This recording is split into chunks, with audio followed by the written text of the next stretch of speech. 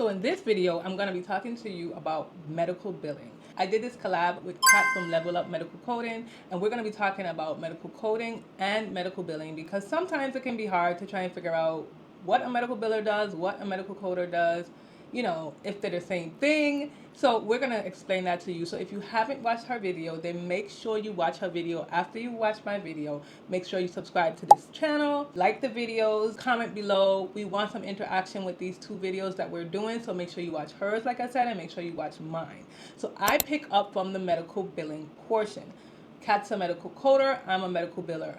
They work closely, hand in hand. They're like cousins, not sisters, but they work closely hand in hand. And in her video, you will notice that she does a little bit of what I also do, which is the submission of the claims. Now, for me, working in a private practice, sometimes a small private practice, or most of the time, a small private practice, I usually am the one who submits the claims. So in her example, she submits a claim. In her daily duties, she submits the claims. But for me, I submit the claim. My part starts when the provider has written their notes, closed out the chart, and they have either chosen the codes or the coder has chosen the codes. I take it from there where I will look through, just make sure everything is okay. I'm not looking through any charts. I'm not really reading through any notes. I'm just making sure, the data service is actually there. I'm making sure that the information and demographics for the patient is correct. I'm making sure that the codes themselves make sense. Just because sometimes providers put codes and they don't really know what they're doing, but they use them or put them anyway. And so I just kind of look that over, glance over that, and then I submit the claim. I submit the claim either electronically, and sometimes I still have to submit claims by paper.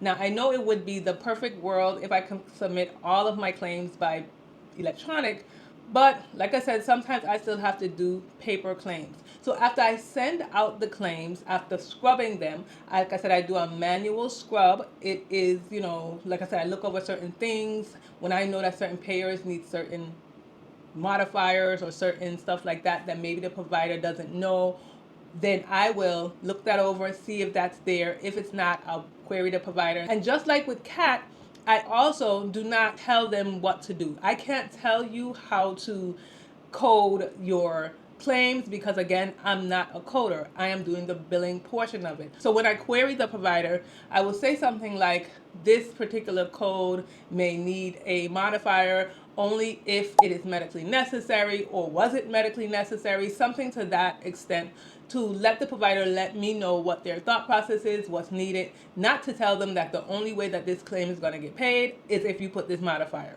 I would never say that, but I would let them know that these two codes are not always put together, they are bundled. Was this done separately? I just ask questions that will help them and help me be able to bill one time a clean claim. Instead of sending out the claim, knowing it's going to get denied or rejected, I try to look that over first. Now, of course, when I send these claims electronically, they go through a clearinghouse. And if you don't know what a clearinghouse is, I did do a video about a clearinghouse. I will link that above. But a clearinghouse is basically a place or organization that sends out all of your electronic claims to all of the payers all at once. So instead of me sending out the claims to Cigna by itself, to United Healthcare by itself, to Blue Cross Blue Shield by itself, I send all of my claims in a batch through the clearinghouse, and the clearinghouse is the one that is responsible for dispersing the claims, which makes everything pretty much faster for me, and it helps things go more efficiently. And so after doing that, I make sure that there are no rejections. Now, if I send out a batch of claims, let's say it is a Tuesday, then I will check the next day just to see what claims were rejected. Now, there may not be any claims that were rejected, and so that's a good thing. But sometimes there are claims that are rejected. So I always recommend that you look through your rejection reports or your clearinghouse reports, just to make sure that there was no claims that were rejected. I remember before, when I first started out, earlier out, I didn't know that there was even such a thing as a clearinghouse report. And so these clearinghouse reports were just piling and piling and piling up, and I didn't know that claims were being rejected until I actually did the aging report, which we will talk about, further down. But if you can catch these rejections early out, it will help you to get your revenue quicker, and you can be able to correct these errors pretty quickly. Most of the time when you get a rejection, whether it's from a clearinghouse or from the payer, because you can also get a payer rejection up front, it's usually like a simple thing that you can fix. Maybe a demographic issue or a insurance number issue, or this insurance was terminated and so they don't have a patient on file. Something that is pretty simple and you can probably get it fixed quickly instead of waiting a month or two when you do the agent report to then find out that this claim was rejected and it never got to the payer. Now, it is important that it gets to the payer because you have something called a timely filing limit. And if you do not meet that limit, you can have issues with the payer actually taking in the claim and processing it. So if you go through your rejection reports, then you will make sure that you get the rejection sent right back out so that at least the payer will have received the actual claim. Now, hope you're taking notes. As Kat said in her video, you should have your book from taking notes from her video, and make sure you take notes in my video, because these little details that you know will help you be more successful as a medical biller. After I send out the claims, I go through my rejection reports, then I will probably post payments. Now, for me personally, these things go in different orders, but I'm kind of putting it in an order for you. I'm going to go claim submission, payment posting is going to be second. But sometimes you're going to do things out of order. Sometimes you're going to, do some follow-ups or denials before you do the payment posting. However, claim submission is usually the first thing, and then if you get paid for sending out that clean claim, you will get a payment, hopefully, because that's what we're there for. You'll get a payment, and then you need to post that payment. It is important to post payments because you need to make sure that, number one, you are getting your provider paid for the service that they provided. You want to make sure you are getting the provider paid the correct amount, because each code has a fee schedule. Now, depending on if you are in network and out of network, all of that matters as far as how much the provider will be paid, but you need to also look at that and make sure that you're getting your provider the money that they need in order to continue to run their practice. And so posting payments will show you that. If you just collect the money, if the money just comes in through direct deposit or through a check or through a virtual credit card, and you just see money coming in, you are not sure if the right amount of money is coming in, if something has, not been paid in full. You just need to post the payments. So you take that ERA, which is an electronic remittance advice, or an EOB, which is an explanation of benefits, which most of the time is paper, and you post the payment. During this time, I also did a video about this, so I will, link that above so that you can actually go through all of that as well. But during this time, you're going to be looking at stuff, like I said, that the dates of service is correct, that the codes that they're paying for is correct, that they paid the right amount, that you got the right deposit amount for that specific ERA. So there are also things that you need to look for when you are posting payment. Now, you can get your payments automatically posted for you depending on what system you have. So for example, one of the practice management systems that I use is called Tebra. And through Tebra, we can automatically post our payments. Just because you can automatically post your payments does not mean you don't have to look through the ERAs, like I said, through each code to make sure you're getting paid the right amount. All of that is still important before you actually post the payment. Now, you don't want to just get the payment, get the ERA, click post, and move on. You still need to look through it and make sure that the details are there, everything is correct, amounts add up to each other. This is very important. Sometimes when you do automation as well, the computer or the system doesn't know how to post it. Because if there is a situation where money was taken back or recouped and then they paid, that's going to be a whole thing that you need to understand how to do and how to reflect it in the patient's chart. So there will be things that you have to do when you are posting payments, even if it is automatically. During this time of posting payments, you will also see when insurances have overpaid. So sometimes insurances pay more than they're supposed to. If there is a primary and a secondary, and you're posting the secondary payments, you might notice that the secondary overpaid. And at this time, you need to take a note of that because the insurance will probably ask you back for that overpayment. Now, don't forget to take my free quiz that will help you decide if a career as a medical biller is right for you.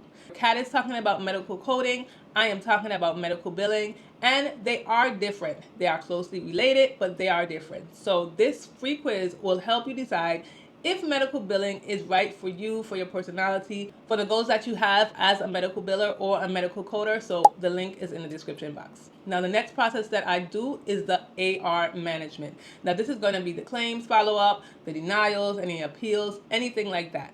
So claims follow-up is something that happens all the time continuously. You don't ever really know when you're going to have to follow up on a claim or not. Now, if the process is going well, you've submitted a claim, you've posted a payment, and it is zero for that particular date of service, then there's no follow-up that you have to do. But it would be too easy if that was just what it was. So most of the time, you have to follow up on a claim. Maybe a claim was paid incorrectly. Maybe it wasn't paid at all. Maybe it never got to the payer. There can be so many reasons that you need to follow up on a claim. So claims follow-up is something that happens throughout the entire month if you're working as a medical biller. Now, each month, I usually do an AR report, meaning accounts receivable report. This is a report that will show all of the claims that are still outstanding, whether it's for rejections or whatever the reason may be. At this time, I also find out about a lot of denials. Now, I can find out about the denials when I post the payments because, again, when I receive an ERA, I go through that. I might see that this claim got denied, that claim got denied. But specifically, or most importantly, during the time I look through the AR reports, that's when I actually notice, different denials that maybe I need to follow back up on, or I didn't even see to begin with for whatever reason. So I make sure I print this report every single month. Depending on how many patients your provider have or how many billers you have, within your business, then you may need to do the AR report more than monthly. But I wouldn't go more than a month without doing the AR report. Now, sometimes billers get nervous because they see that they have an AR report for a certain amount every month. They're like, oh my God, I need to get my AR down, which is true because you don't want to have a really high AR, but you will have AR all the time. As long as your provider is working and seeing patients, there is going to be an accounts receivable report. You need to worry when the provider does not have that report because that means that the provider is not seeing any more patients. That means you're not sending out any claims, and that means you're not making any money. So you don't want to get too scared. You just want to make sure that your AR is within a reasonable amount and that you make sure that their claims are not really old and that you can't collect on them. But having an AR report every month means that your provider is seeing patients, that you're collecting money continuously, and that's a good thing. And then there is the patient management where you post patient payments, you send out patient statements, you do patient AR reports. So when you post patient payments, that usually is when the front desk or whomever is collecting payments did not either collect the payment at all to the beginning or they didn't collect enough. Then there's still a patient responsibility.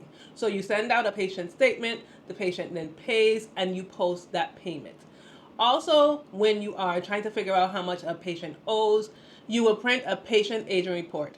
We print the insurance agent report before, and now we're printing the patient agent report. So I also do that every month or every other month. It depends, again, on you and your provider, whether or not you want to send out statements monthly or every other month or however you do it, it's up to you. But you want to make sure that the patient's account reflects zero. So it's gone from having a charge a certain amount to being zero. That is your goal as a medical biller. And you continuously do that over and over and over again for each date of service.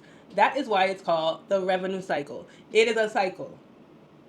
Every time the provider, sees the patient, puts in a charge, you bill, send it out, then it just goes over and over again. So I hope you guys enjoyed our video. We love doing this collab for you. Don't forget to catch Kat's video because her part goes before my part, which her part is medical coding, my part is medical billing. So make sure that you leave any of the comments that you have down below. Again, like this video and subscribe, and I will see you in my next video.